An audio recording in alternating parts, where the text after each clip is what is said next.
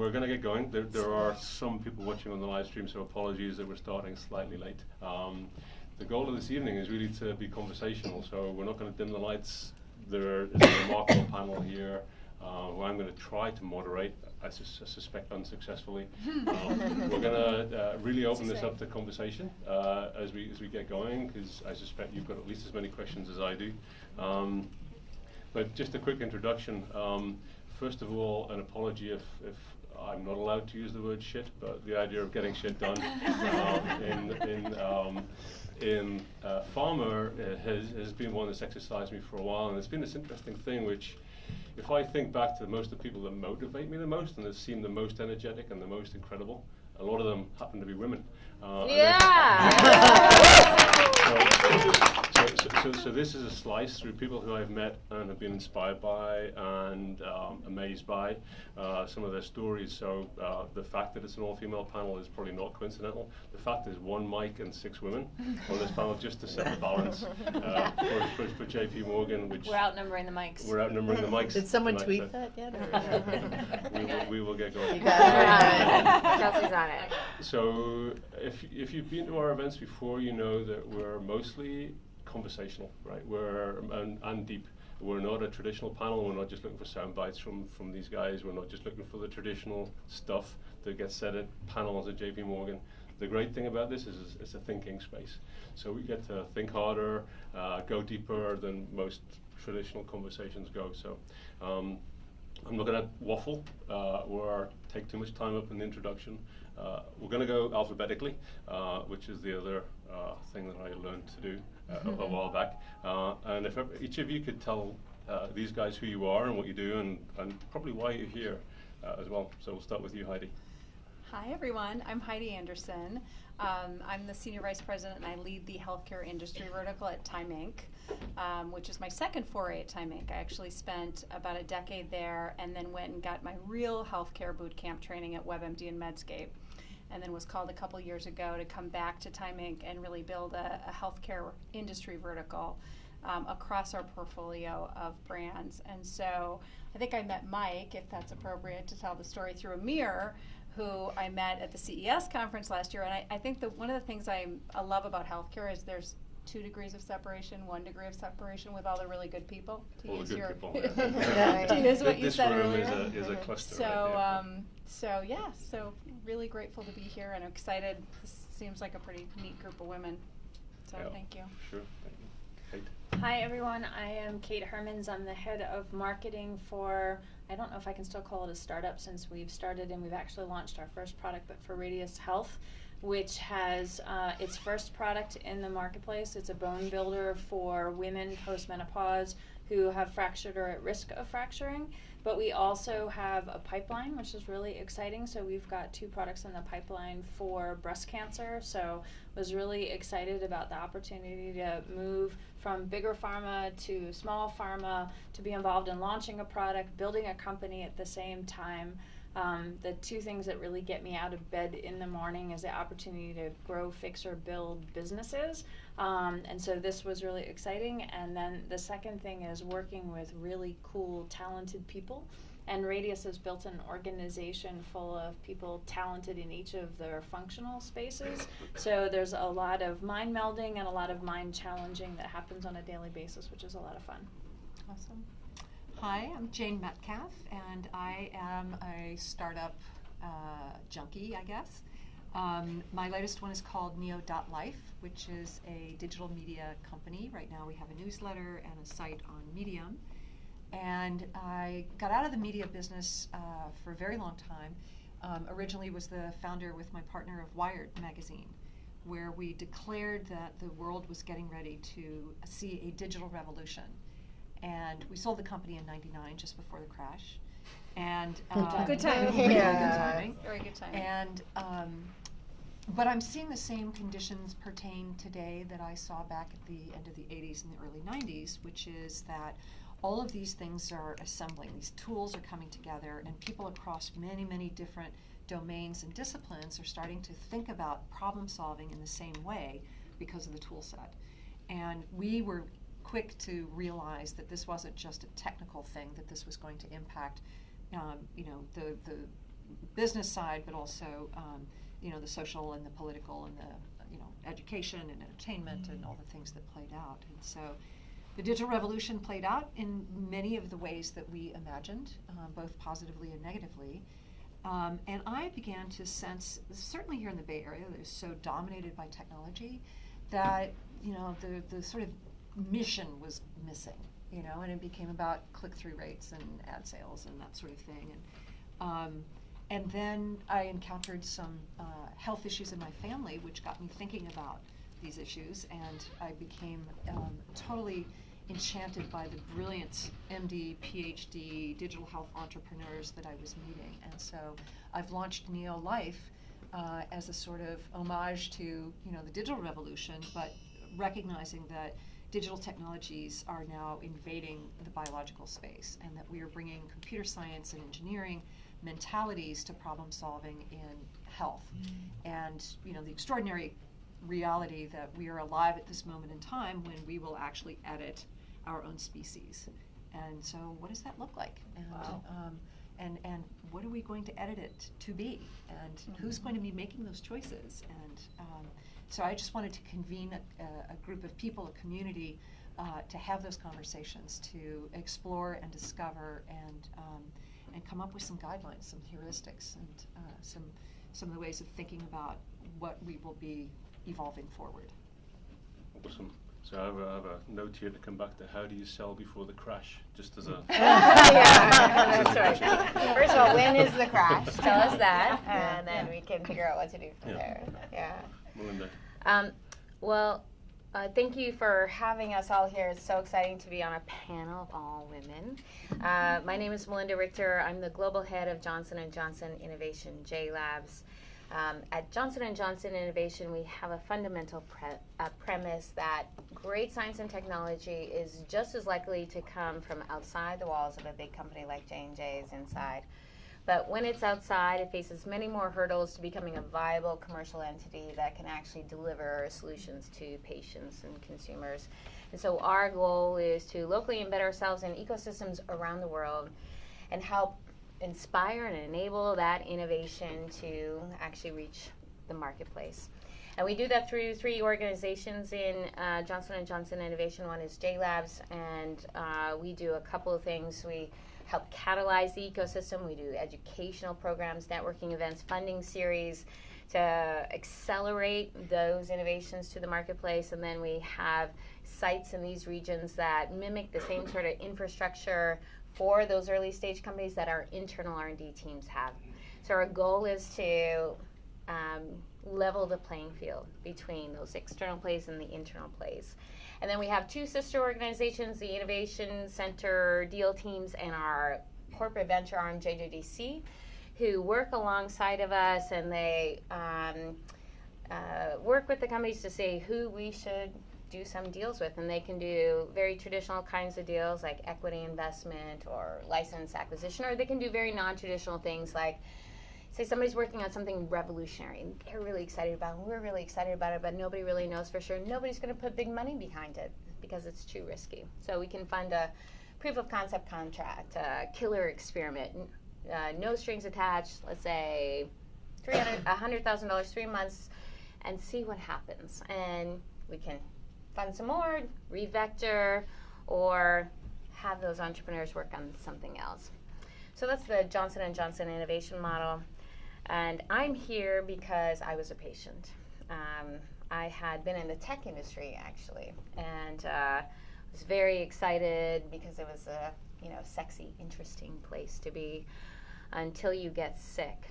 And at that moment, you wonder why you are fascinated by something that's so frivolous. Like at the time, we were trying to figure out how to order a soda from the vending machine with our cell phones.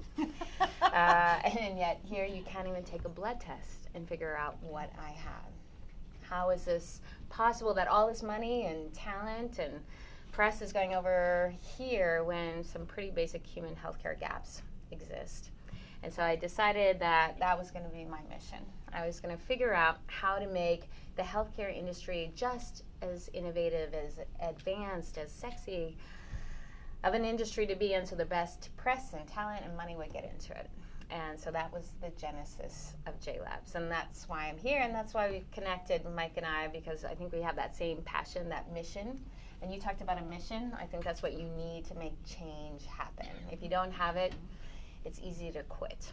And so it's important to have something that powers you through all of those walls. Awesome. Great. Thank you. Very inspiring. Hi, my name is Katharina Fords, and I'm the CEO and founder of OccamzRazor, which is an AI neuroscience startup.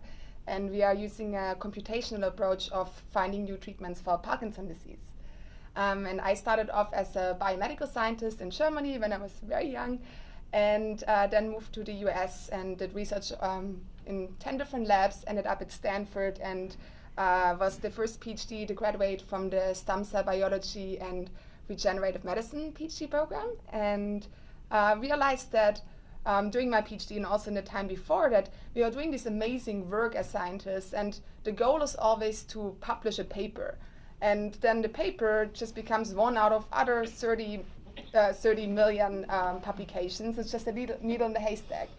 And it's like, well, what's the point of doing science like that? So I first was working on around tooling of extracting information from publications, and realized then when looking into the field more closely, and when a person very close to me got diagnosed with Parkinson's disease, that we really need to make a change quickly. And how do we get treatments into the clinic fast? And so we have all of this collective knowledge of Parkinson that has been published, but the pharma industry is really the ones who are trying to bring these drugs to the clinic. And the drugs in the neurodegenerative disease space are failing. We have not been really successful in bringing any curative treatments to the clinic. And so what we are doing is really to ingest and analyze different biomedical data sources in the Parkinson's space, so publications, patent clinical trials, but then working also with proprietary information from the pharma companies and integrate them into a knowledge graph, which is basically a model that is densely connected, and that we can use this to guide the pharmaceutical industry in making better decisions during their drug development process, so that we can bring the treatments as fast as possible to the clinic. Yeah. Fantastic. Well, Lynn? so we need to partner. Yeah. We all need to partner Yes. here. I'm Lynn OConnor Vas, and I made a radical move in my career a couple of months ago. I went from running Gray Health Group, which is a large global communications and advertising agency, and took the leap into nonprofit, and I'm the CEO of the Muscular Dystrophy Association. What's incredible about the opportunity is it is probably more entrepreneurial than anything I've ever done, which I was not expecting that. We're sitting on the brink of major discoveries in neuromuscular disease. It's an underdeveloped category, similar to what AIDS was like in the 80s. It's incredible how underdeveloped it is from a drug discovery perspective as well as from a treatment perspective. And so we have the opportunity as an umbrella organization to really transform the industry. And it's really exciting. I mean, every single pharmaceutical company we talk to wants to work with us. We're building a very significant provider registry. We have a massive database that we'll have soon of our 100,000 patients and families and all the insights and all the pain points they have. We're probably going to build a very large portal that'll probably be the portal for neuromuscular disease and ALS. And essentially, having been in the agency business all my life, anything you can invent and sell to a sponsor, we can do. So it's really exciting. We need your capability because there's an opportunity to look at discoveries differently. And I'm thrilled to be on the panel. Mike and I picked each other up at Brainstorm Health, I think it was, and have been communicating ever since. And so, I think I feel like I can invent more on this side, which is really interesting because your question was how do we transform the industry, and maybe you have to do it from the outside in, Yeah, well, that is the question to kick us off, which what step change do we need to have happen within pharma? What is the change? Everyone's used the word transform, I think, a little bit in their opening. So what is the step change that we need? And there's no order for the rest of the evening. We can all dive in as you, so, because we've got outsider perspectives, we've got insider perspectives, we've got all kinds of things. What's the step change that needs to happen in pharma soon?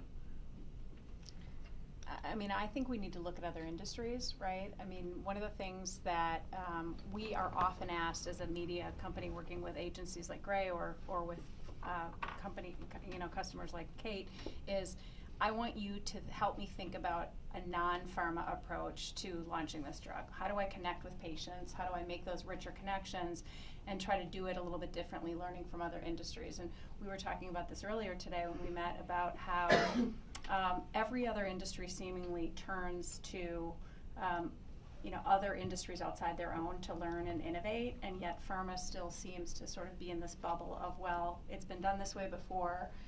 There's this iterative approach or baby step even, and I think this industry in particular needs to look outside. And I've had clients come and say, I want to see what retail is doing. I want to see what beauty is doing.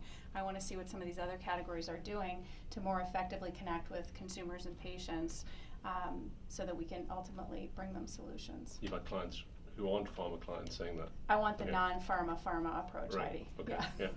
Yeah. I think we're doing that in some parts. That was the genesis of JLABS, was learning from the tech industry, because I've been in the tech industry. So how do we take that model and move it into this industry? There's certain components of it that I think we haven't done that in yet, and that's the whole front end side of the business. Now, there's still a lot to do on the back end, so we're on the front of the back end, if you will. Then you've got clinical trials. How do we make them more efficient? And that you have Transcelerate that's trying to standardize protocols and sites and training across all the pharma, so that's good. But on the front end side of the business, how patients access their drugs, how they buy their drugs, how they get access to care, all of that still needs to be blown up. And somebody has to lead the charge. Somebody But don't has you to think be Amazon different. is going to step in there and make a big difference here in people's lives?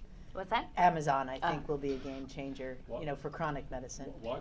And this is an interesting question. Why do we think Amazon has the entitlement to do that? Why couldn't we do that first? What is it that they bring that we couldn't? Well, they're already inside the household.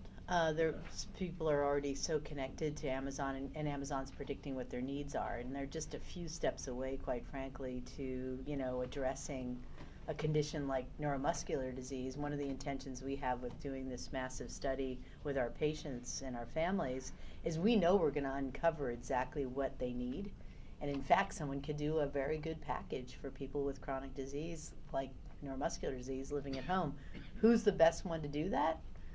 I gotta say, Amazon kind of comes to the front of the room. But the In the interesting home thing chronic about disease. the interesting Okay, that thing was like- about that, yeah, so I guess there's a common theme, because I will tell you, I grew up in the high-tech industry too. I started out at Intel, not in pharma.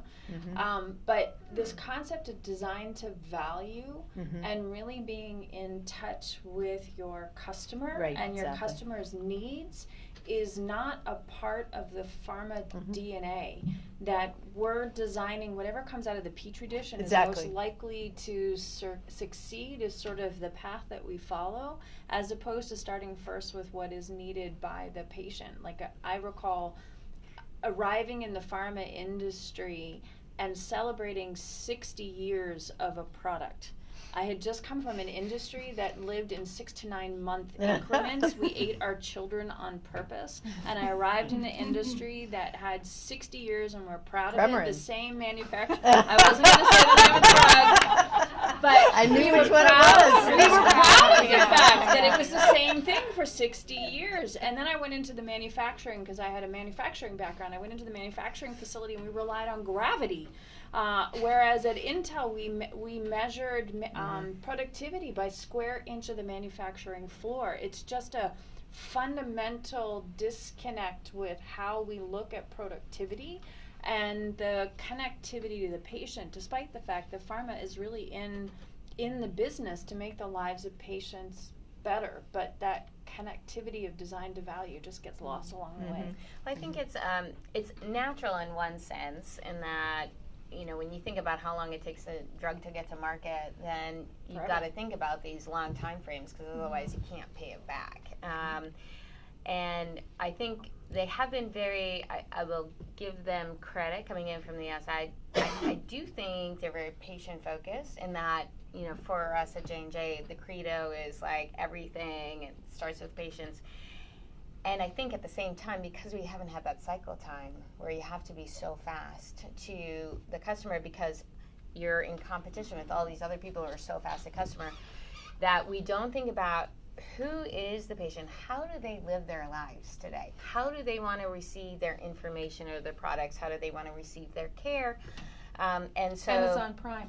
That's how they want to receive their Exactly. So can I just say something too? Because I think what's missing here is this sense of it's pharma to a patient, and what Amazon has that beyond the efficiency and Prime and all the rest of it is the feedback loops. It's got Right. the community, and it's got other people saying, "Here's my experience with that product," and I realize that there's all sorts of Right. financial and fiduciary liability-oriented reasons why pharma doesn't do that. But I think that's part of the very, very, very big problem. Well, and it's an Because- exchange, right? So, what Amazon does is has this exchange where you have all these different providers who may be in competition with them, all on a portal, and everybody can go and access what they want to do at the time that they want to do it, and then receive it how they want to receive it.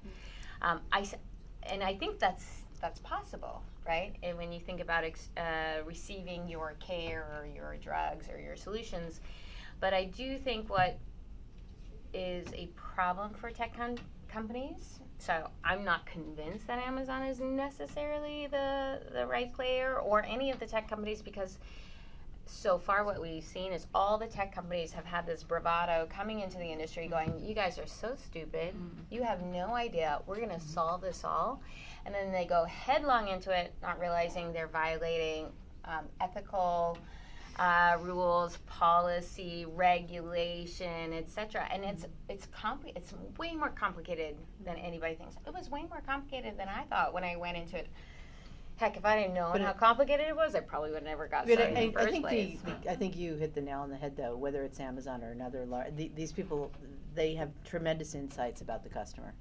In a lot of these chronic diseases, we can predict, and I've been baffled by the fact that, as I started out as a nurse, if somebody has Parkinson's, you basically know what the trajectory of the disease is going to be. You know exactly what they're going to need to buy when.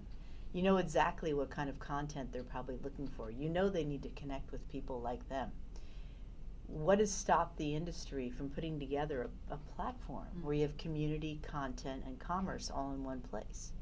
Now, there are companies who can do that. Amazon happens to be in a good position if they buy a few good distributors. But, that's, again, kind of a fantasy I've always had, and now at MDA I can actually build that. And that does not exist in neuromuscular disease. So Can you imagine, with all the money that we Are you saying have? that they listen? Huh? Are you saying that they listen and pharma doesn't listen? Is that the difference? The that client, driving the patients? Amazon versus pharma? Or No, is I think that they understand service. I think they understand the ability to service someone exactly when they need it. I think we live in a predictive world when it's in Amazon, because they know when your toilet paper is actually out, because there's a Bluetooth on the roll that would predict that we need to have that You're filled. in a different house. If you are, Yeah, I don't have that on my toilet roll. well, you can get that. If you subscribe to that and would like that kind of service, I think that would in fact happen. I mean, they're the #1 provider of Depends in the country. That's how people buy Depends. I mean, it's just one example. Which is a considerable monthly expense, I have to say. Yes. Yeah, but I think back to your question around step change. I think that's what pharma has been going through, are step changes. So, Right. One of you talked about the fact that X number of years ago versus now, how much has really evolved. And there are a lot of complications, there are a lot of rules and regulations and policies that we need to follow, and all for good reason, because we're dealing in many cases with life and death, and it's patients' lives and their health, and we need Their to be privacy. respectful and and respect the privacy and all of that. But in order for us to innovate, we're going to have to find a way to change the model. and change it in a way that doesn't decimate the innovation that the pharma industry has brought. That if you don't have the level of investment that currently exists in healthcare developments that you've got across all of the different pharma companies, who's going to do that? So it's a balance of how do you manage that, but allow the industry to evolve. So it's not the Amazons of the world that may not have the full insights into all of the complexity, but it's in fact us who are able to connect in with the patient in a really real way. Yeah, so I'll bring Katharina in as well, because I think I'm interested in this perspective of step change versus incremental versus kind of an evolutionary sort of, you know, paradigm shift. I'll suggest there's a hypothesis which I think Transcelerate illustrates perfectly, which is a great idea that's not happening, will probably never happen just because pharma's going to be able to get away with not doing it very well. I'd be interested, as someone coming in with an AI idea, how you found pharma in terms of its receptivity, its ability to kind of get its head around what that could mean for its business. Yeah, I think actually that the pharma companies are much more open now to partnerships and collaboration because they see the power of all these technologies and they also know that they haven't been very successful with bringing drugs to the market, so the rate is not really good and it takes a very long time, it's extremely expensive. So I think actually it's a very powerful way for the pharma companies to make partnerships with smaller companies that can actually be much more innovative and fast moving and try out and adopt these technologies and partner with them to bring these technologies into the pharma company that has all of this experience and knowledge, right? It's like something, as you said, very difficult to acquire for somebody who doesn't have the knowledge around the entire regulatory nature of that entire industry. So I think being able to partner with technology companies, it's a very promising way. And yeah. Well, I think that's a great point. I think you can't have one without the other, right? You're not going to have Amazon coming up with a cure for hepatitis C, right? So you need both. One's going to enable the other, and vice versa.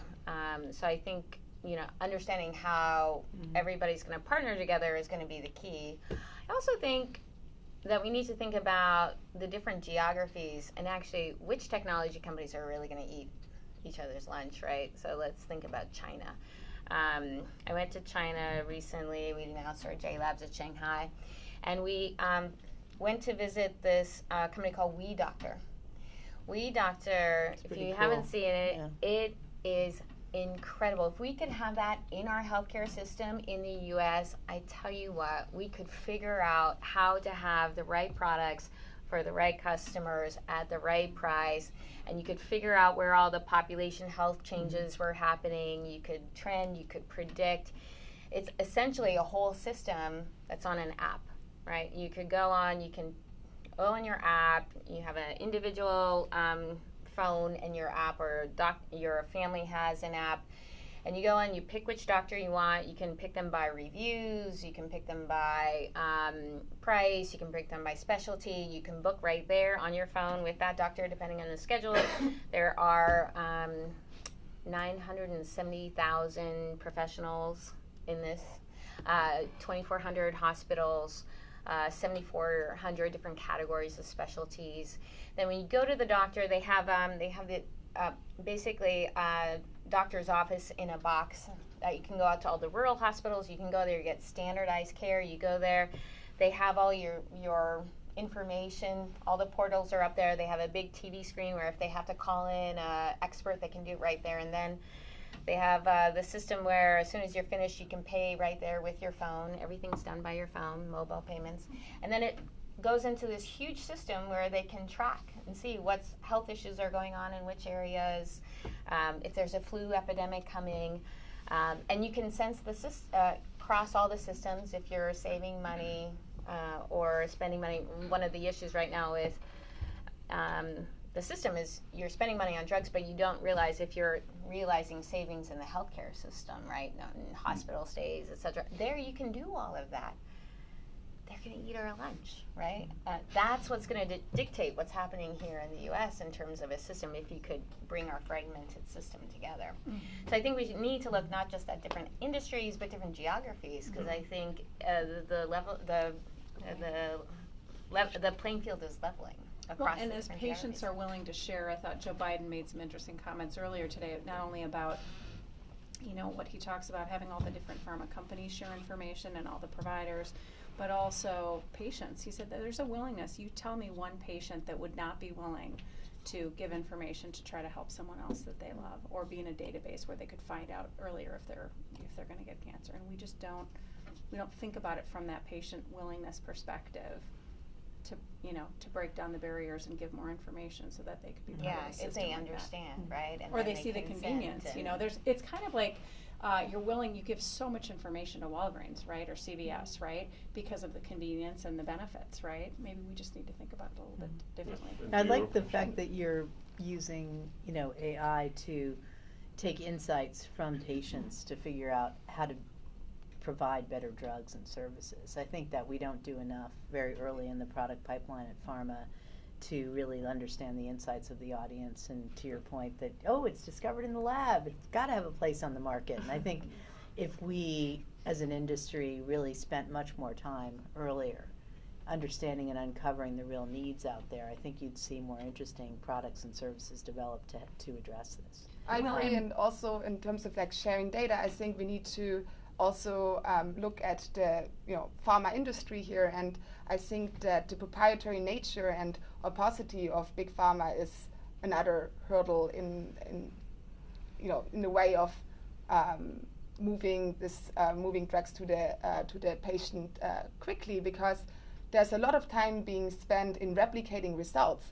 What we have access to is positive data, right? There's all of this negative data which is really informative of what is working and what is not working. If you had access to negative data, and this is even also in academia the same thing, what gets published? It's just the cherry-picked positive data. In the pharma industry, if a drug trial is failed, is failing, or there's a lot of data that would help Really the entire industry it's interesting. make the There's right certain- decisions here. There's certain therapeutic areas. I used to work in transplant, and the transplant physicians actually embraced the negative data. They wanted to know that as much as the positive, because they were in a space where they were having to innovate in their treatment paradigms. Yeah.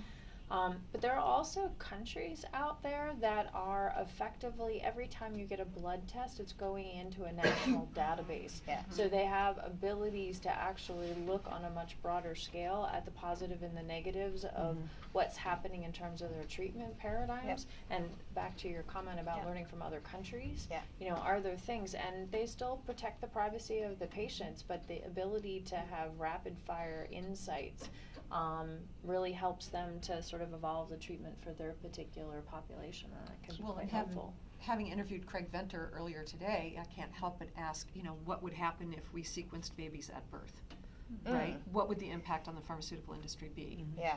What would you do differently? Could we anticipate more? Could we start to make, with AI and machine learning, could we start to make those correlations and anticipate, based on where they're living or what their maybe their job choices, or It's like the pre-patient journey. Exactly. But that's very important. If you look at a disease like Parkinson's, I mean, it's not something that develops overnight, and that's a big problem in studying that disease, because once you diagnose it, 60-70% of the neurons that are affected are already dead. So that means when you actually start studying it, it's already very far, the patient's already very sick, and that's very difficult to reverse. But if you actually had good ways of studying this disease early and having more ways of tracking, like all of these new devices that are coming out, and having the sequence of a baby, knowing that it maybe has a certain mutation that makes you be prone to Parkinson's or other diseases, will make it much easier for us to actually get cues of what are these different factors that could be involved in the patient getting Well, we're certainly sick. seeing that in our space. So spinal muscular atrophy, there was, we're now doing screening at newborns, and Spinraza is a game changer. These babies used to die, and now they're starting to make muscle the day they start with Spinraza. So you're going to see in the rare disease space much more genetic screening early, assuming that there's a drug on the market. It's probably not going to happen. It's not going to be on the screening, but that's an amazing, feat. And It's I also think a change to the insurance company system as well. That's right. well, Yeah. that was Because- free. I mean, did you see all those ads? I was asking a group that we met with today, another one of the companies like Color and 23andMe.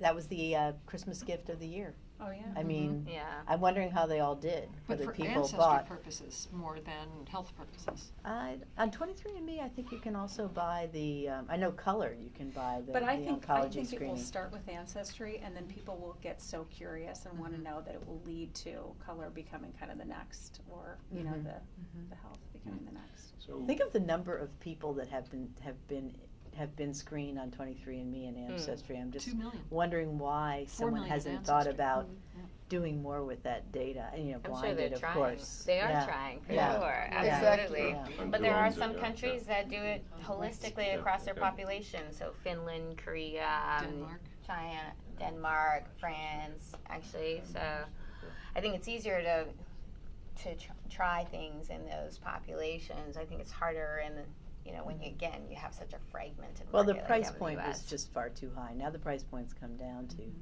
$250. So we've described a situation where there are hundreds of thousands of unmet needs, and each of you has described this in a situation where the rare disease has probably been an enabler of change in that space, but we're still only launching 40 to 45 drugs per year. You had one this year. The industry isn't doing very well on aggregate, right? And Bernard's paper alluded to the fact that this is a pretty broadly spread. Most companies, when they get big, aren't very good at launching lots more drugs than they did when they were small. So the question is, how does unmet need, the kind of very detailed rare disease? They're all going to be rare diseases in the future. Parkinson's isn't going to be eye disease, it's going to be lots of Absolutely. diseases. Yep. How does that translate into pipeline, and how does pipeline translate into launches? What's missing in pharma at the moment? Even some of the oncologic diseases are rare Yeah. disease Yeah. by Right. size of Definition. population. So Well, part of the problem, we were talking about this with some people today, the industry plays lip service to being organized around, let's say, rare disease, but essentially we're still thinking of this as a chronic disease model. Yep. No one has really taken the moment, maybe a new company will do it, to say, okay, well, what is needed if you're going to go into a category where we're going to launch to less than, in some cases, 1,000 patients, in some cases, 25,000 patients. We are still applying the same principles, and it's crazy, and the same sales reps and the same model. And I think that if we could take some of that profit and put it back into R&D and AI and insights, we'd probably be in better shape. But it takes a lot of money to run these. Well, just came from some of these large companies. Is it about That's in wastage. the front end of the system, or is it about figuring out a better way to sell? Because you're right, the system is rewarded for chronic diseases. If you cure something, you're going to figure out a price point that makes sense to cure it, and the whole market is going to be outraged. So then, what's your incentive to create a cure? Your incentive is to create a chronic disease where you get your annuity, right? And I think it's, again, back to the front end of the system. We have to blow up the front end of the system, because you're right, the sales rep model is outdated, right? In the future, there's not going to be a whole bunch of sales reps out there. Well, we've been saying that for like 15 years, Yeah, right? who's gonna That go the sales first? reps outdated. yeah. Yeah.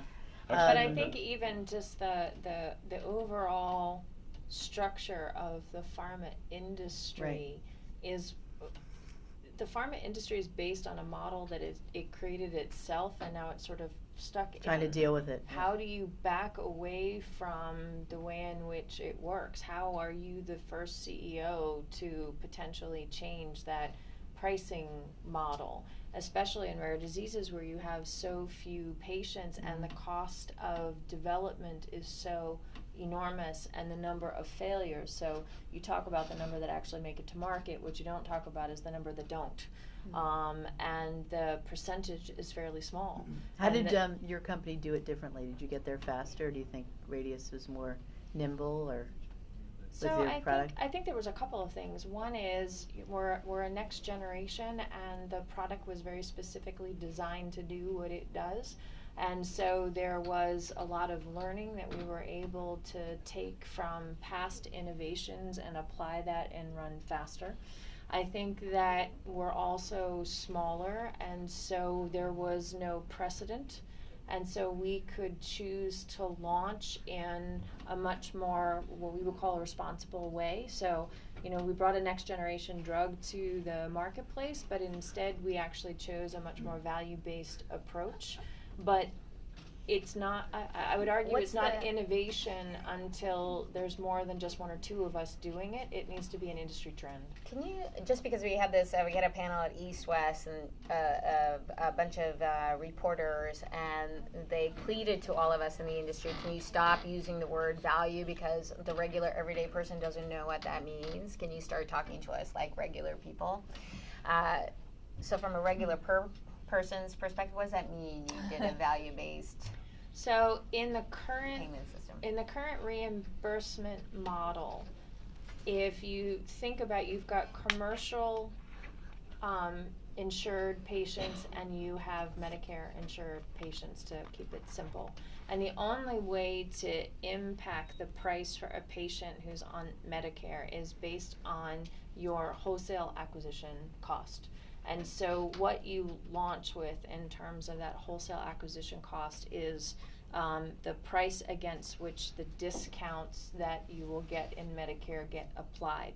We as an industry can't do anything to reduce that price further, otherwise we change that best price. So you need to think about that at the time that you launch. On the commercial side, there's a variety of different things that we can do. And so in terms of value, it's really the equation of what incremental benefit are you bringing to the patient. So I talk about a drug that's specifically engineered to do what it does and to potentially do it in a faster way than has been done before, so that actually adds value for the patient, but to do it at a price point that tries to be a much more reasonable price point, so you have greater accessibility and affordability by patients to that medicine. So that combination of events, if you will, creates So in other value. words, compare yourself to another drug in the market and the benefit it has, and let's say it's $10, and you say you have much better benefit, and so I have much better benefit, but I'm going to price it at $10, and you're going to get more value for it. Or price it at $550. So much better benefit, and price it at half the price. And is that what you did? You went out and Yeah, really... didn't you do 45% less? 45% less. And Actually, it's last 51% 30 now. days versus 27 days, right? 30 days versus 28 days, so it's one less pen per year. And it also requires no refrigeration after first use. So what's the uptake? Has it been better? So the launch trajectory has been quite positive.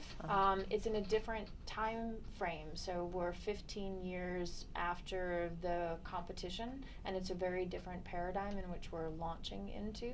But the uptake has been quite positive. The reception from the insurance community has been quite positive. Patients have responded very positively. We've had insurance providers come out and actually cite us as an example of a company really trying to do it differently.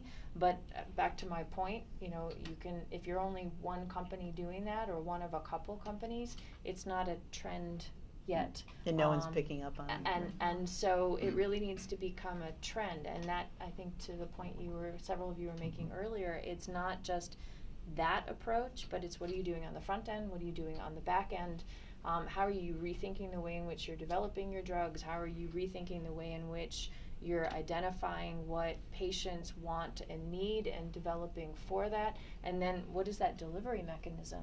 How are you much more customer oriented in the way in which you deliver? And that's a lot of change. And how do you let them know about it differently then? You let them know about it with Salesforce and journals and all the traditional, you know, ways of communicating your... And no one company can do that all by itself, so it has to be a systemic change. So I want to switch gears a little bit and really focus on what you have done to make your organization change. But I just want to flip Nick very gently, put his hand up at the back. And we are going to allow that for him. You got a question, Nick? Well, I mean, there's so much awesome information happening, but I'd like to go back to something that Melinda was saying about China, which, I mean, a lot of us here operate in the U.S., and some of the awesome panelists have a global perspective. And I think what Melinda said about China is so important. I mean, China. If you're saying what you just said is they have access to their data where we don't, is what I heard. Yeah. Well, and they have the whole system connected. Come on, I mean. Yeah, which requires China, government regulation. They also have access to our data. But I think, having lived in China, I'll share that that China is going through an industrial revolution in 30 years, where the Western world took 100. Yep. They don't have the limitations of landlines like we have in the U.S. They went straight to mobile technology, and so they're leapfrogging kind of where we are.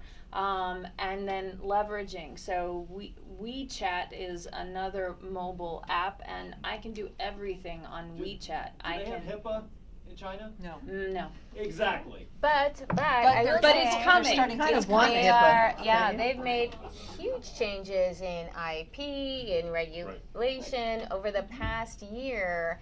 If you look at the trajectory of change and the growth of it in the last 2 years, and you follow that line, unbelievable what they're going to do. And they did that back, so I lived in China too. It's funny how many parallels we have. I lived in China in the 90s. Melinda, it was Melinda, amazing what I to see tweeted what they was did. what you said. China is eating our lunch. Oh, wow, I what should you always be said. careful what I say. Yeah.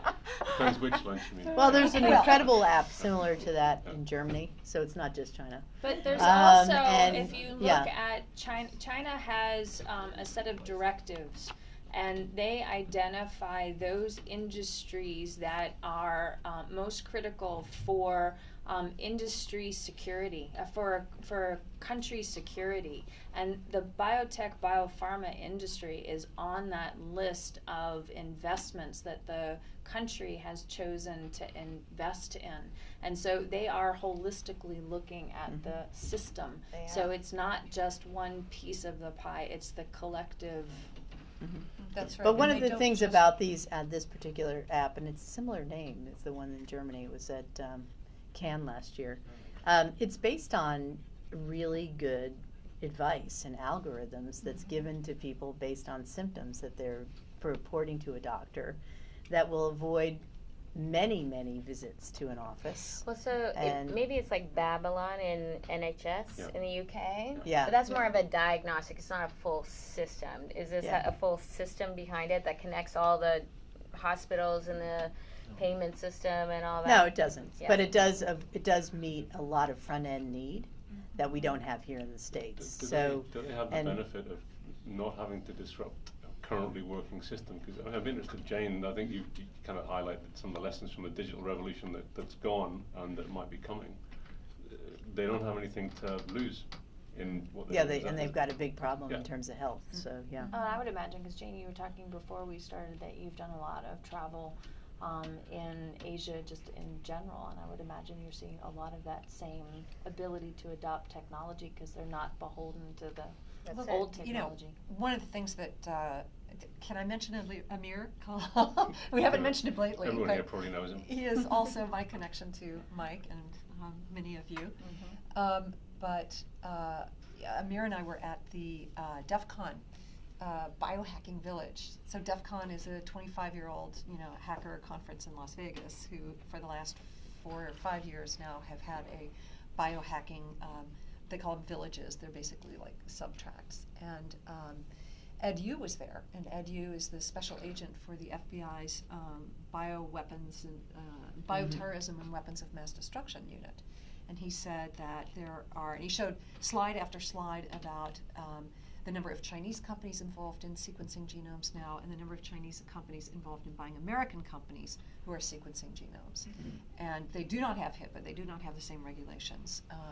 And on top of that, they're faster and cheaper than American companies. And so, the bottlenecks that we've been experiencing in the U.S. have opened up a huge opportunity for Chinese genomics companies, and they consider this, the FBI considers this, one of the top 10 threats to our national interests. But pushing CGMP manufacturing principles so that they are prepared to export. That's right, and they will now include, they have put in all of the other requirements so that they can meet them. And what happens, it's a race. It's just a race. It's a race. China can leap over all these hurdles, much faster.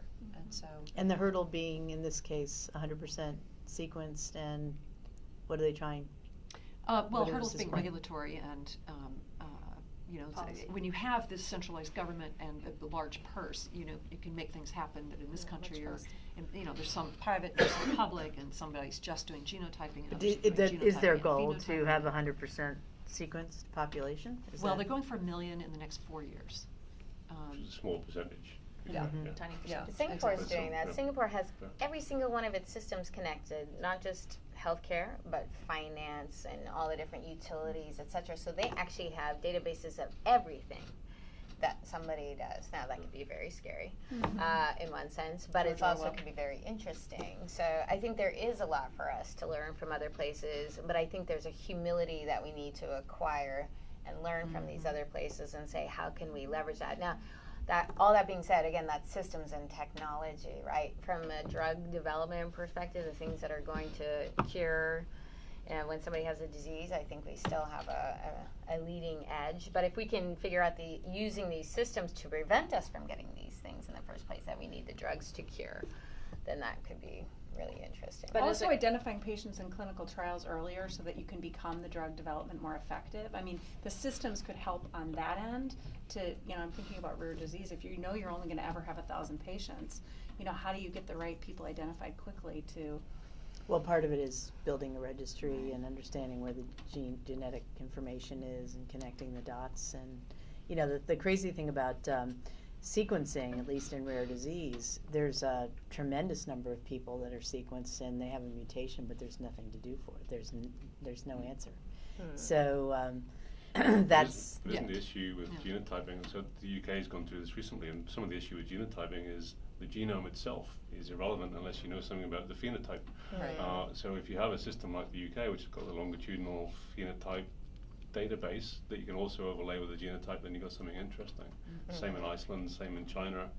Same in Korea. Korea has incredible longitudinal data. Now the problem is they're a homogeneous population, so you're not going to be able to see how it affects different types of people, but you can learn something from that. So how do we do something different? Because one of the issues I have with some like the learning lessons from genomes is you take something like PCSK9, which should have been one of the good examples for our industry, of learning something about a population who were very low risk, and then you develop a drug that's as good as a PCSK9, and then you launch it as badly as Amgen and Sanofi did into that marketplace for the wrong unmet need in the overpriced population. How do we change that system where we're learning interesting stuff and then doing really bad things with it, that knowledge? What's going to change?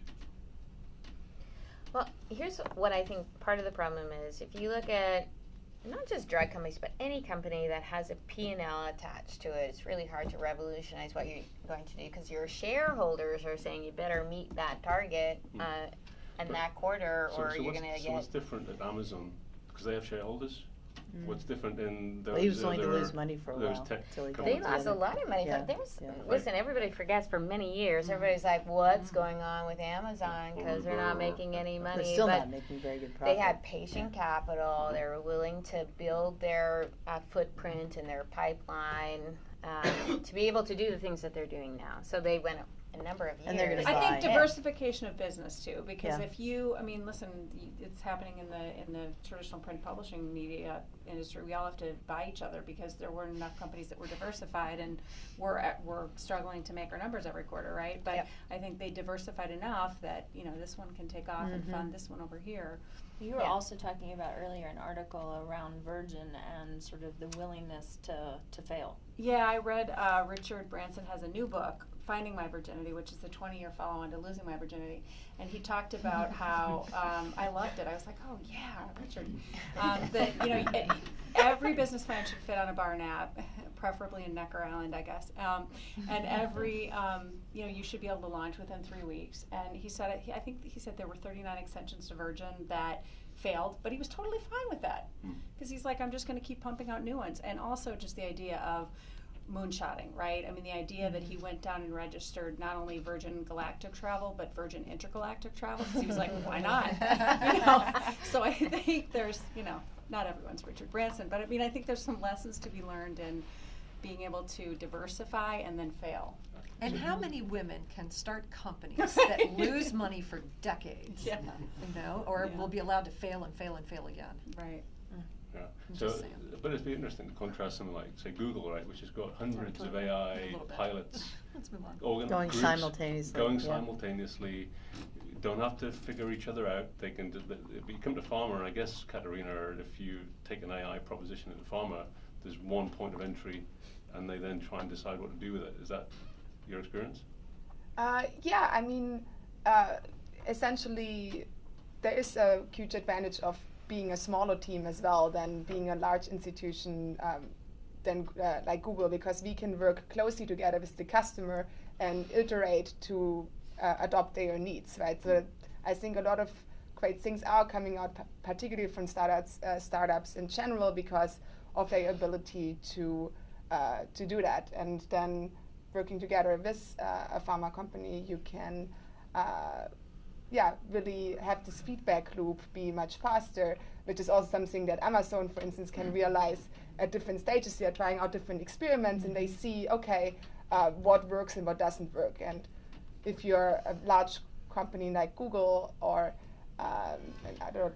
So that's such a great point, because that's exactly what we do on the R&D side of things, right? So that's what we're doing. We have a bunch of companies who are working on different things, and we're keeping them on the outside so they can be fast and nimble, but that also decreases our risk, right? So you go as far as you can, de-risk it, and then we get in at a point where it makes sense for us to get it in. And so we should do that on the front end of the system.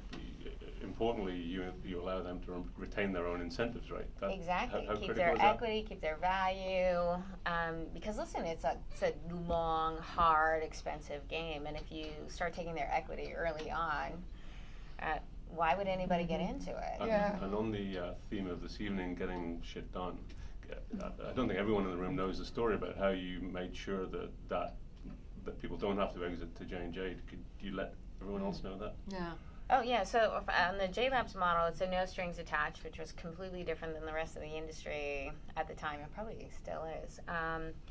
/world. World. That's right. And the reason we did that is if you studied the life science industry relative to the tech industry, right? In the tech industry, you get a couple of guys, a couple of computers, and a couple $100,000, and a couple of years later, they can turn around and sell that to Microsoft, Amazon, Google for a couple $100 million. So it's fast and easy.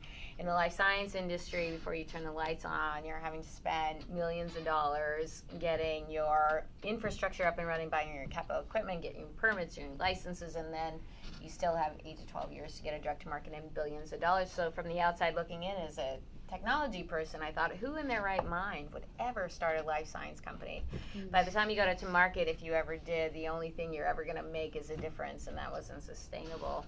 So for me, it was about giving them a platform that can mimic the effects of the tech industry and allowing them to maintain their equity and their value and get it to a critical inflection point, so that when they did get an investment, by the time they did exit, then that it actually was meaningful, and therefore people would be incentivized to come into the industry. Because right now, the only people coming into the industry are people who are crazy, passionate about doing it, making a difference because it impacted them or their family in some way, and that's not the way it should be. We want the best and the brightest minds to come into the industry, and they should benefit from that. So how did you make that happen? What was it about Melinda Richter that made that happen? Crazy. Well, for me, it was about making a difference. Having been a patient, having experienced the healthcare system and how archaic it was, it made me realize that, we weren't getting the brightest minds in it. We weren't getting the best money into it. They weren't getting the returns on it. And so if we were going to change the industry, you know, we had to come up with a completely different model. And at the time, no life science company was going to hire me. I was a technology person. I didn't have a PhD. I didn't have an MD. So I had to go out and prove it myself. And then it was just about, you know, you create a model, you go out and sell it to a bunch of people. And listen, I had a bunch of very influential people in the industry at the time who told me, you're crazy, it's never going to work. And by the way, little girl, everybody in this industry has a PhD. Even the janitors at Genentech have a PhD. So you don't belong here. And fortunately, I grew up with 5 brothers and 3 sisters, so that just made me want to do it even more. And you just keep at it, right? You just keep going and going and going until you make it happen. Have some drugs come to market through this model? Is there any technology? No, the model's not old enough. Well, right. actually, close? yeah, they've certainly been in patients, but it hasn't been old enough to do that. But we have seen things being onboarded into J&J, being invested in by J&J. And really we tried it out first in pharma, medical device and consumer, have only come recently. And certainly even in the consumer model that we do in more science-based, so microbiome plays for skin disorders, acne, rosacea, psoriasis, so it still has to figure out the approval process for all of that and go to market. But it's such a great model because all of the professors that I've had who have started multiple biotech companies learned that, you know, by the time they're just starting their company, already losing control of the company because they need to raise so much money to even make things happen. That means they never even have a full shot in building what they know very well based on all the experience of working on these specific molecules or this specific disease. They're losing control immediately. And then, you know, over time and time that gets worse, and the good scientists get fired because the focus will be different, and then the company fails, right? So what I learned really from them is that they are working in different ways of creating, like improving the valuation of the company earlier before they even are taking venture money, so that they plug it in maybe in the phase 2 or so. So the California Institute for Regenerative Medicine, for instance, funded a clinical trial, the entire phase 1 of one of my professors, and that was great for them because they had a significant higher valuation at that point and didn't give up so much of their company, so that they could still make these good decisions. That valley of death thing is just so important. Coming up with alternative funding models to get you from those lab results to ready for clinical trial is so important. I mean, that's an area that's just ripe for Now, Mike, innovation. wouldn't you say though, it's part of it's obviously in the pipeline, in getting a richer pipeline, getting to the market. But I know you and I've had lots of conversations about how much the industry fails post-launch. Most of the time. Yeah, and so I think, again, that goes back to the media model. It also goes back to how they're spending at launch. But you kind of wonder, you know, in this day and age with the kind of tools that we have, why we can't get the adoption rates. You know, Well, I think we're not using all the tools, right? I mean, there's still this use of the very traditional models, whether you're messaging to the physician or you're messaging to the consumer. One of the things that we started exploring is talking to physicians as consumers and using lifestyle sites that we have to message physicians. And, you know, if you ask a doctor, do you want to get a non-personal promotion message in your Facebook feed, they'd say, no, but it's not, do you want it? It's coming. So what's the most appropriate way to message to you about this in your ubiquitous technology daily life? Because it's coming, right? So I think it's more. I mean, I think the thing that strikes me on a regular basis is the compliance. So, we're kidding ourselves. We're launching drugs, and for less than 40% of the time, people don't even pick up the first prescription. And then very few, even in the most serious conditions, including transplant, you do not have people renew their prescriptions, so they take a drug holiday. There's absolutely no the drug gets, so a rep tells a doctor about it. A doctor writes a piece of paper, or now not even, it's electronic, it's sent to the pharmacy. You pick up a brown bottle, and at no point is the pharmaceutical company even mentioned in that cycle. And so that has to change. How do we get people to? I think about all the alerts I get on my phone. I mean, I'm into this Headspace app now and the meditation, and it reminds me. And I do take a pause and go, oh, yeah, I need to breathe or whatever. You can set your watch. But how do we break through and actually remind people? Because some of it is, price. Well, it's deeper barriers than reminders is the bottom Yeah. line. It's much more of a psychological Well, I think, didn't it come back to what you said exercise. before about... And financial, right? Financial is a Well, big didn't it come issue. back to what we said before? We keep launching drugs that actually they're incrementally better than what we had before, but the great thing about something like Sovaldi was that it was a cure where no one had to launch a cure. They could have launched another incremental interferon and everyone would have been happy that it charged a little bit more, but they didn't. They launched a cure, and then they got hit for charging a reasonable amount of money for it. That's the issue, right? So the question on the media panel the other day, which I thought was a really good one, is how do you create price for value when everybody values it differently, right? If you're going to cure for blindness, is that worth $150,000? Is it worth $1 million? What would it be worth me? Yeah, it would be worth that. Do I want to pay it? No, but would it be worth that? And so how do you set that without having a big public just as backlash? a hypothesis, part of what I believe is that Gilead were just too hubristic about the price. I think I don't think anyone had a problem with the price. I think they had a problem with their approach to the price and their communication of it. But why didn't they educate about the price of liver failure?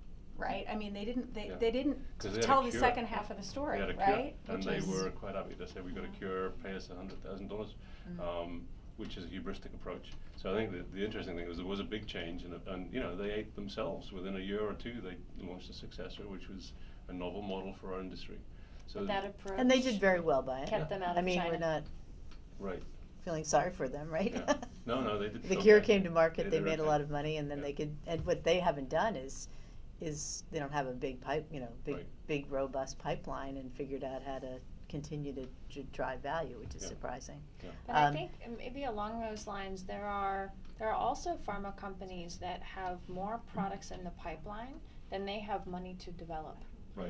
And so what is also that process to distribute those assets so that you don't have this have-nots, I've got nothing in my pipeline coming, and I've got so much, I'm making significant trade-off decisions on what I bring to market when something could be quite valuable, and it's just this financial equation that exists, and how do you... It's amazing to me when you look... model for like the big pharma, right? Exactly. I think you're going to see a lot more of that, where farm companies are going to start spinning things out. It used to be you spin things out that you didn't want, and now I think people are going to spin things out that are actually strategic, and you think they'll actually be developed better and faster on the outside, which I think is great. Well, right? back in years ago in the industry, people had franchises. But look at like Lilly, for example. They were with Prozac, and then there was this massive amount of time before they had another CNS drug. So I think companies are getting a little smarter about what categories they can really be dominant in. Right. Whereas that's not been the case. There's been these one-hit wonders. So we asked the question a lot, which is based on the innovation index that we do every year, which is if you gave the same asset to two different companies, would they be equally successful, or would one be more successful? Most people know that one's going to be more successful than the other. When we ask companies the question, would you be prepared to give the same asset to two teams within your organization and see how they do? No one will do it. And the interesting thing is that's a human problem, that's not a system problem. So I guess the interesting thing for the theme of the evening is how do we make change within pharma that's attitudinal, that's approach, that's appetite, that's, how are we going to make that shift towards people being ready to take that kind of risk that they're going to upset someone, or that, So some of it, I'm actually going to pick off of what you said earlier, is about the phenotype of the individuals that we hire into the organization. Because there are going to be people who are willing to persevere because they have a sense of passion, or they have a sense of curiosity, or they really just get stimulated by being told no, and that's a challenge, and they're going to fight their way through it. What is that phenotype that's really going to push to make the change because they believe it's possible. And then I think, Mike and I first met when I was given the task to turn a 10-year-old brand around that had flattened in sales. And there are not a lot of examples in pharma of turnarounds. It was a Harvard business case of how not to launch a product in the first place, back to the comment being made. And it was really about setting a clear vision, following the science behind the product, because that was the part that had been missed in the first case, making sure you had the right resources, so a very diverse team of thinkers, with the right funding, and kind of getting the hell out of the way of that team and letting them do what they needed to do. And that really created a return to growth, double-digit, 20+%, and not believed to be possible. And I think that is possible within pharma. It's just sometimes we get in our own way. But let's come back to the role of women and the role of strong leaders. You made that happen. If I remember the case study that we went through, you made that happen personally. That wasn't a BMS weren't asking for that to happen at that point. What was it that you did? I think it comes back to I like a good challenge. So, okay, how am I going to turn this thing around? Never really been done before. B, I have to be passionate about the science. It was a really great brand, and it was the best, and it just hadn't been launched appropriately. And so I think what I did was build a team. I had the pleasure of building a team from scratch at the global level, which you don't often get to do. I built a highly diverse team. I think I was the only American passport carrying person on the team. And it unleashed a whole lot of thinking and diversity of problem solving that really allowed us to come at the problem in a different way.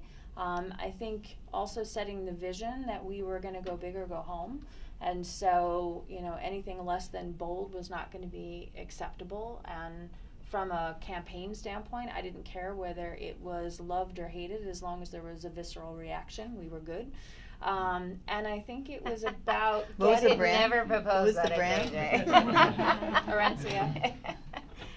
And then it was really getting everybody around the world on board and empowering the team that they were going to make a change and have the opportunity to participate in something that hadn't been done before. No one in the organization thought it was going to be possible. They gave the little girl in the organization, to use your words, that thing that nobody else wanted to touch, and then they forgot about it because they were busy focusing on other things. And so when all of a sudden the brand kind of turned around and started delivering growth, and we not only turned the brand around in the current indication, but we built a robust lifecycle management program behind it that basically has turned the brand into an annuity for the company that will be the gift that keeps on giving decades past LOE. So yeah. I have questions. Sorry, I've been raising and I want to make sure I can ask if that's okay. No, come on, let's do it. Great answer. And I, as a woman or just a person who's extremely passionate, and I'm a CEO of a company called Life, a startup like Katharina's. What we are building is AI-enabled virtual physiological human-animal body models in a manner that it reflects how drug really circulates in the body, or a combination of drug really circulates, to really reduce the number of animals we use for drug development, and also reduce the number of humans you need in phase 1 trials. And it's been a great journey so far. We have early customers from really big pharma company. But one of the big things that I still don't understand is, even I worked at genetics, so this is something computationally I understand that we need to find alternatives for animal studies and in general to understand and predict early on what's going to happen in a human or animal body. But we can really scale, and something I struggle myself to how to scale what your experience is. Like, how do we convince pharma people and say, like, this model, I know it's scalable, it's cloud-based, it's a service that it's easy to use, but also it's able to scientifically prove the validation that we have seen in actual real human and animal bodies. And I feel like one of the big things I have experienced myself is, how do we, like most of the pharma people that I've talked to, they're like, we have no idea what AI does. And then they get like, oh, are we sharing the data outside the company? And we say, no, it's logged in, even though it's a cloud-based service just like Google. But it's it's just that communication gap, and we as a company cannot just give away exactly how we are building models, but it works. And honestly, it remembers what we are building. So let's say any drug that is comparable to what we have trained our model with, it gives a higher, faster, efficient way to tell you, okay, is this drug really going to work in real animal or human body? And it takes a while. And we need more capital, we need more traction, and we need time. And I mean, it would be great from the panel of amazing women to help us understand, like, how do we breach the market and also convince the investors, no, what we are building is not a spherical cow, but real deal that will impact and actually save a creation life and animal life, which as a veterinarian I really care about, and will make the impact that we really want to see and we are all talking about, and So reduce the time and effort and cost. So the question's about how do we get shit done. Is it how do you get how do you get people to how do you get the pharma companies to listen, to sign on to use your? So LOIs are great when it comes to like real money deals. Like, how do we breach the market in a manner like sort of creating its own, that people think like, okay, this is something easy to use, easy to validate, easy to integrate with all the modelers out there, in different pharma companies, and it's not, and sort of like GitHub for researchers. And I feel like one of the biggest problem I'm experiencing is the person who signs the paper is not the one who's using it. So It's a procurement, you mean? Yeah. I think the so this is the tech problem that I'm really raising out to people Yeah.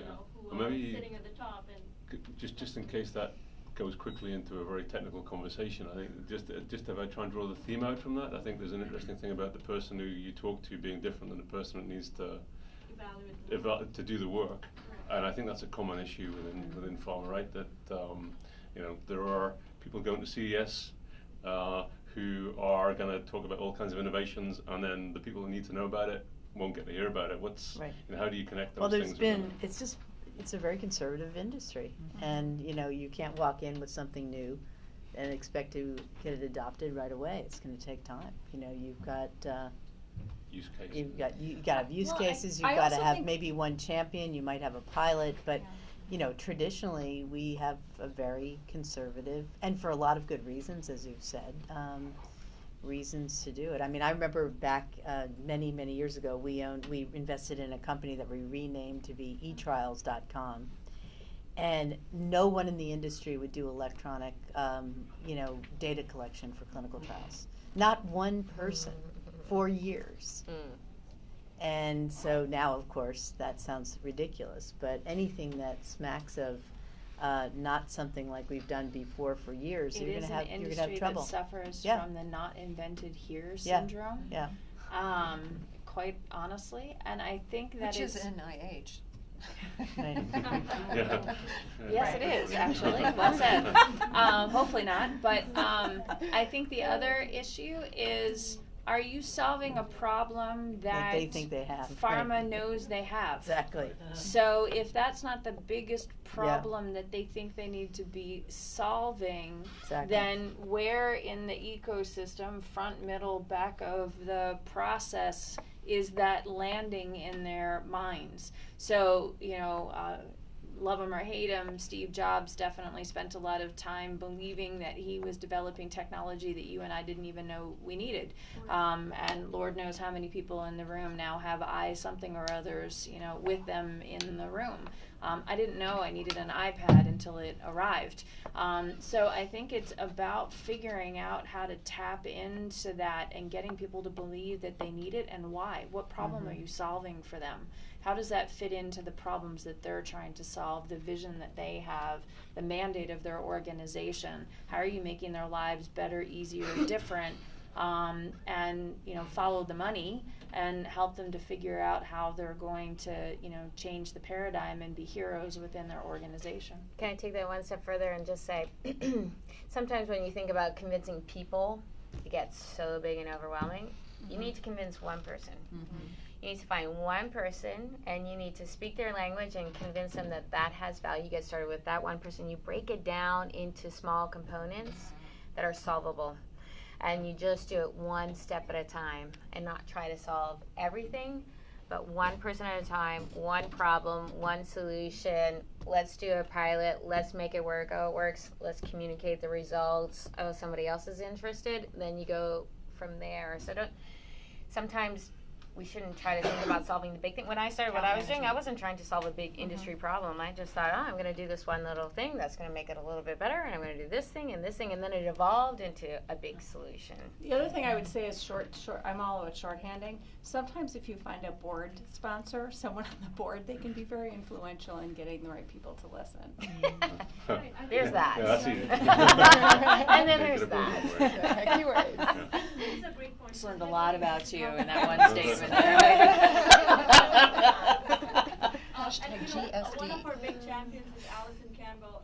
She mentioned a couple names here who are on the panel, and she also mentioned it. Like we are starting with pilot projects, but another big thing that Mike, perhaps also you guys have sort of interacted is the initial capital. Like it takes time to really build and validate something. Starting a pilot project with a pharma company, I think we all know it's not going to be today we sign and tomorrow we get the results, or even we get the money. But investors, want to see returns or want to understand like how is this pilot going to become a license agreement, or how is people are really going to create that ecosystem. And I understand it takes years, but how do we convince even the outside world or even the biotech investors like, okay, this is something needed, and everyone knows, but it's the time we want. Yeah. So I'm going to propose that if anyone wants to pick that up with you after the panel, that we can do that. Because we've got 15 minutes left, and I just want to get to a couple of questions. There's one more question at the back. I'm just going to ask the panel to go down the chain or up the chain, whichever it is. And Around. I really want to touch the issue of women, women as leaders in pharma, because clearly you are a wonderful slice through a pretty thick seam of talent. And it has been an issue that's been raised this week at JP Morgan yet again, as it does every year. Tell me your individual perspectives on the role of women changing things. Let's start with you, Lynn. Okay.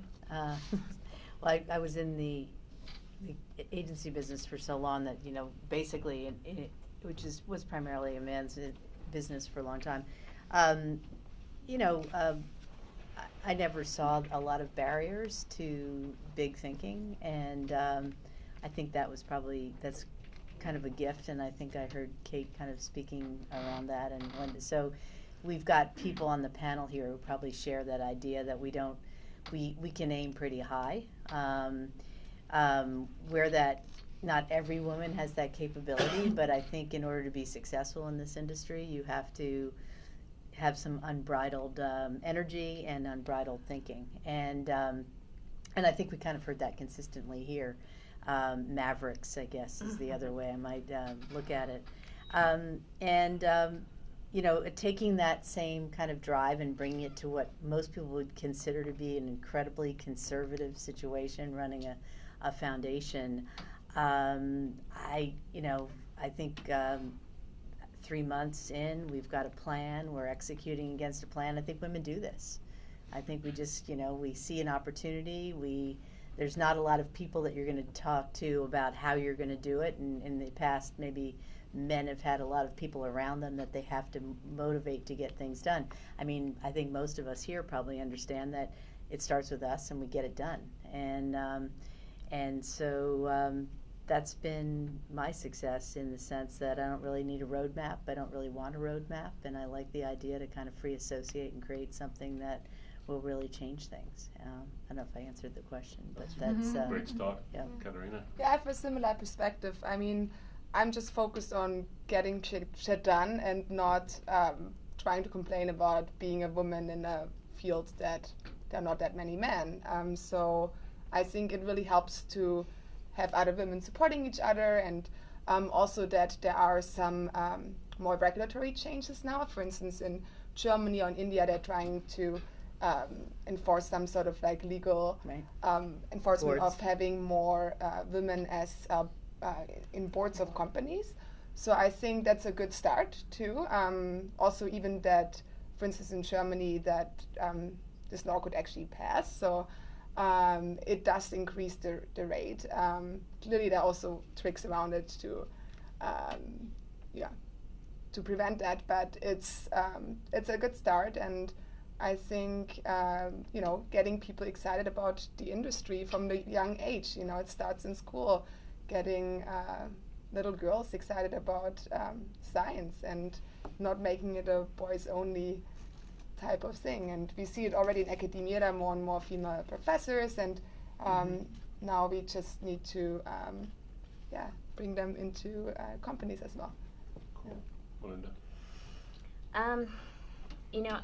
Bill Gates has this quote. It goes something like, the successful leaders of the future will be the ones that empower others. That's how you really scale. And I think women in general are very good at giving it away, right? So bringing people in, enabling them, inspiring them, empathizing with them, because there's, especially in a large corporation, a lot of people who say no.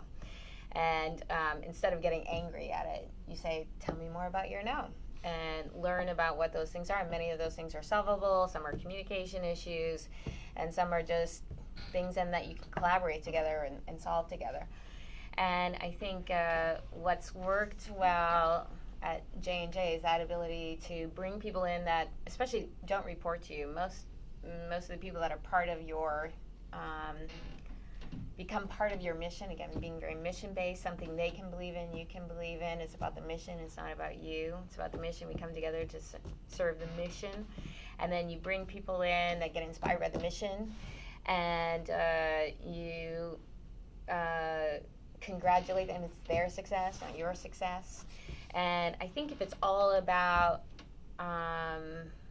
them, then you can scale change. Otherwise, if it's just about you and what you want to do and how you want to do it, then it goes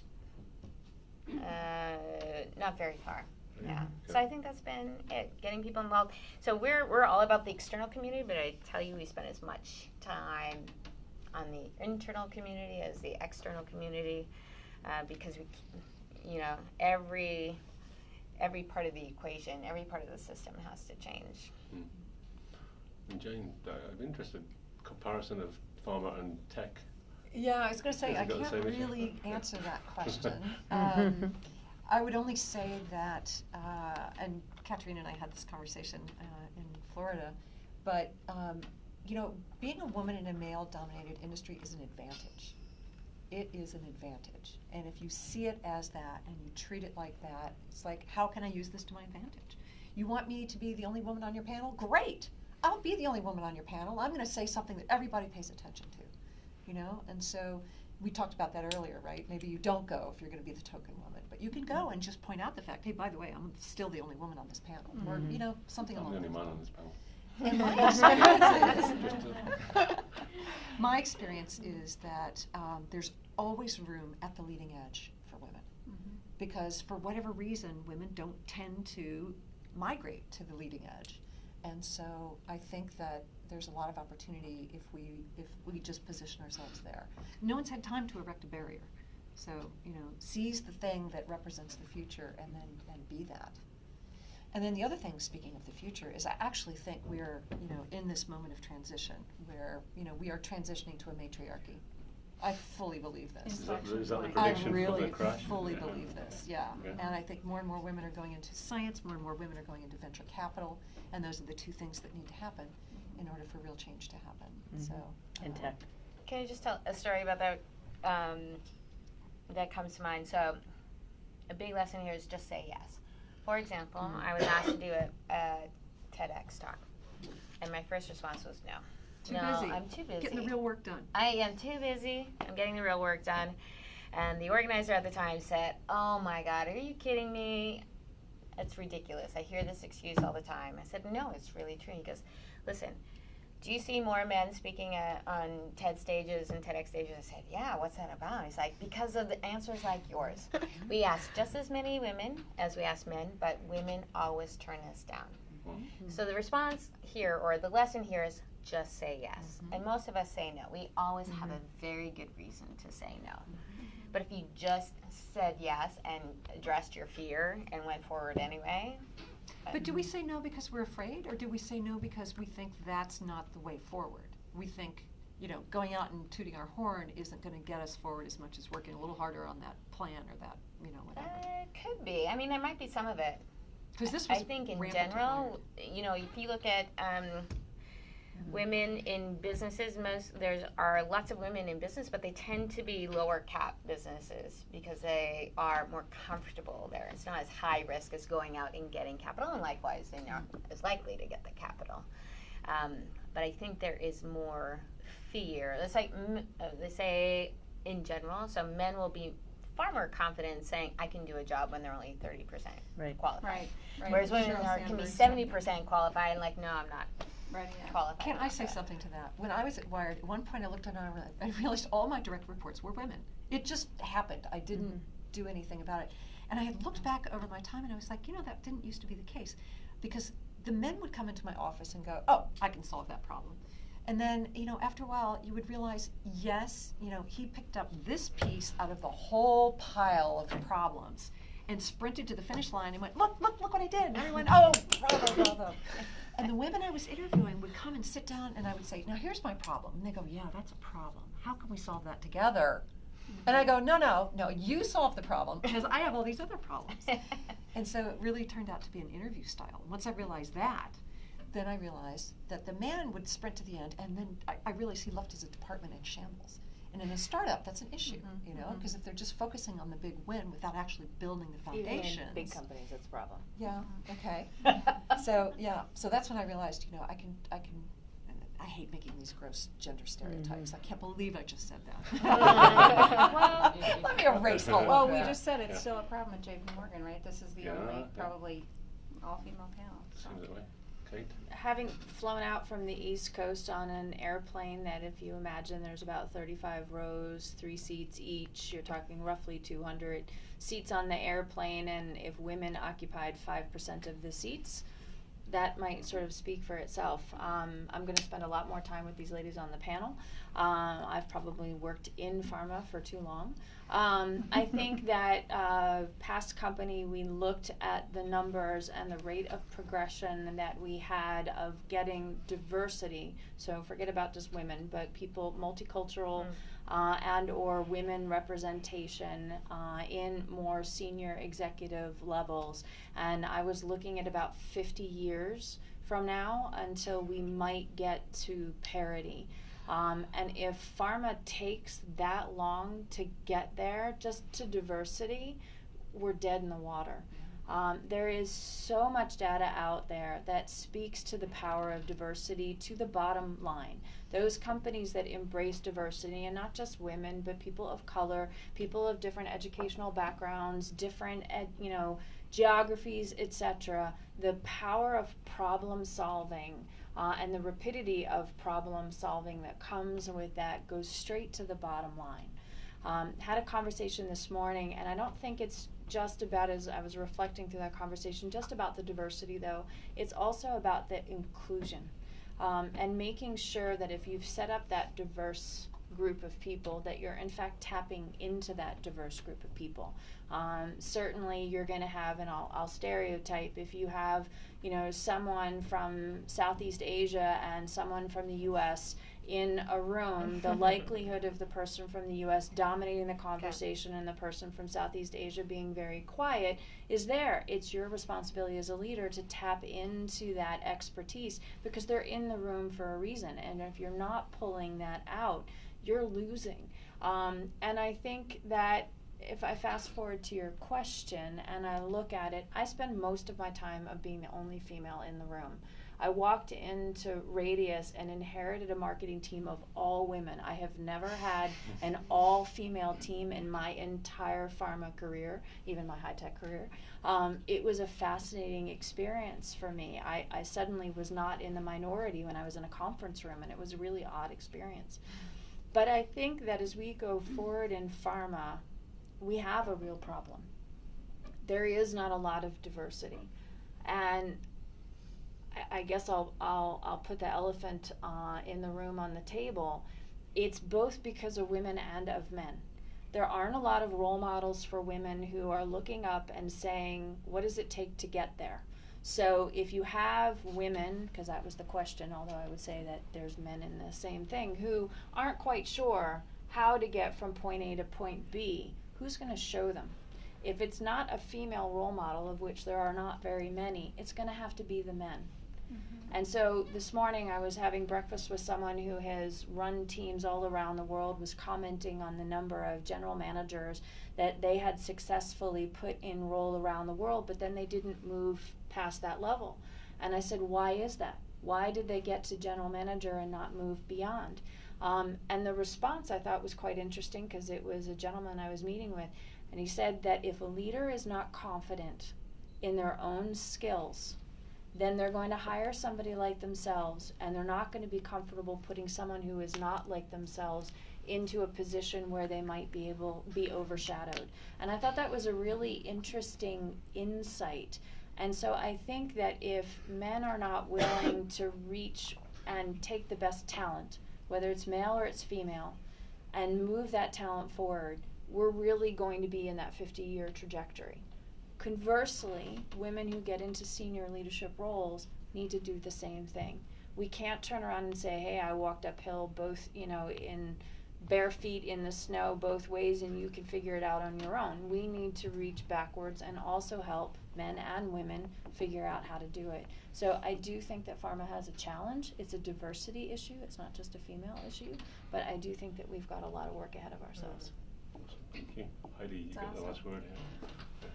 Well, I've done a lot of soul searching on this, and I actually wrote a little business plan in between my last two jobs, because I was finding a lot of women were taking either kind of sideline jobs or not taking the promotions because they were juggling kids. I had 3 kids in my 30s, like I was there.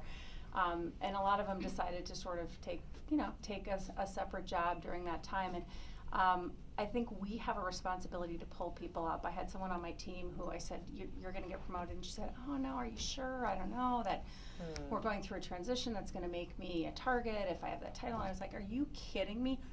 Not to gender stereotype again, but no man would ever say, don't promote me. Don't give me the money. Don't give me the title. Just say yes. Just say yes. And I think we have a responsibility to pull people up with us, because there seems to just be that mentorship that happens among men, and I think we need to find and mentor others in the organization to pull them up with us.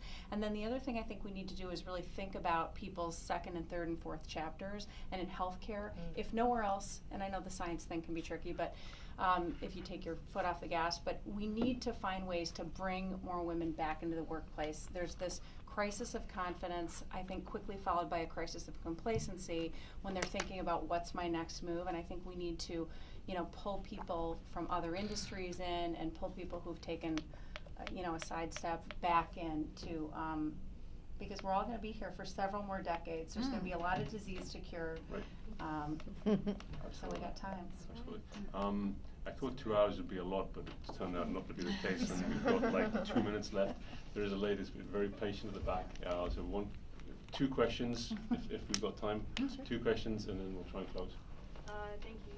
First of all, thanks for the great panel. It's very inspiring to see that many women. And to Kate's point, I think I'm one of those that is looking someone up to. So it's great to see 6 amazing women that could be potentially mentors even.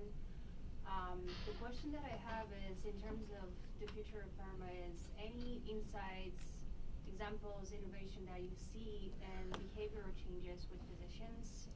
And I will elaborate a little bit. Coming from, let's say, Hodgkin's lymphoma, right? 95% chance that you're going to survive.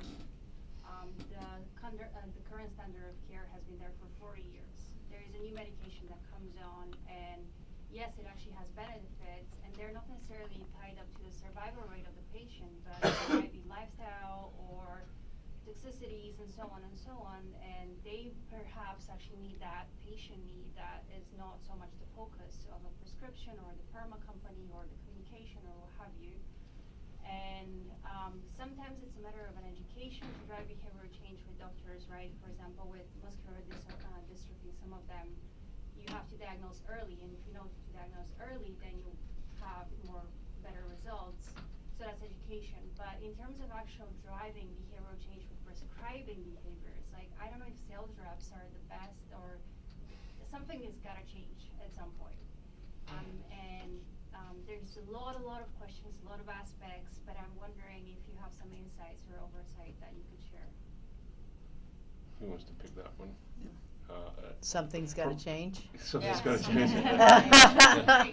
Well, how physicians are compensated, Yeah. I guess you could say, is starting to change. And, Right? and who's going to go first with getting rid of sales reps? Yeah, we all. Because we all know that Somebody's there's no gonna room do for it at sales some reps point. anymore, Yeah. but we still all have them. So.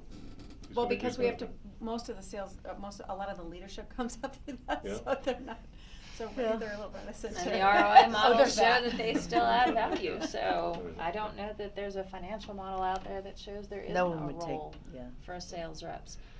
But I think I'll jump in. I think it's at the end of the day, physicians are people, and it's a behavioral science. So what motivates you to make a difference or to change your behavior is going to be different than what motivates me. And I think that as a marketing organization, it's about figuring out what motivates your customer to make a decision. And you're going to have early adopters and late adopters, just like you have people who are early adopters for technology and late adopters. Are you the person who has the latest iPhone, or do you wait a couple generations because you don't really need that next thing? That behavioral activity as a physician is very much prevalent in their work life as it is in their personal life. They're not a separate person when they go home. And so it's figuring out, I think, a bit to Heidi, what you were talking about before, Physicians is as consumers, yeah. where do their physicians are consumers. So where do they consume their information? How do they want to get their information? How much information do they want to get at any one time? And what's going to be that tipping point for them to change the way in which they decide? Some are going to do it quickly, some are going to do it slower.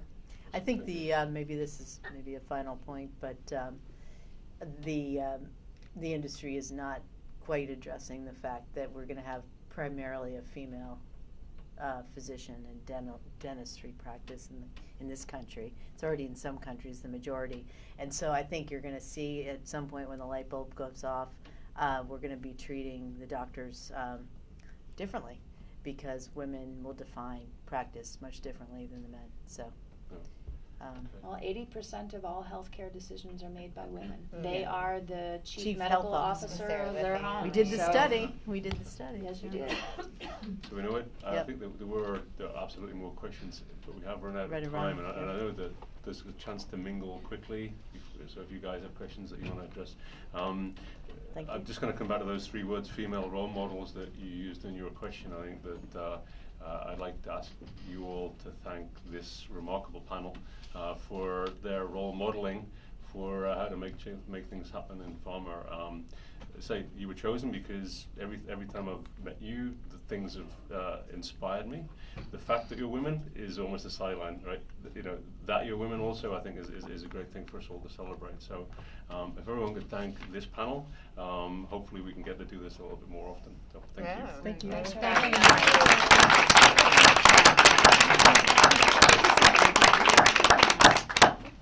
Thanks. And there are drinks, and there's a dog. And, Drinks and a dog. What else do you do? Go do it. Go do it.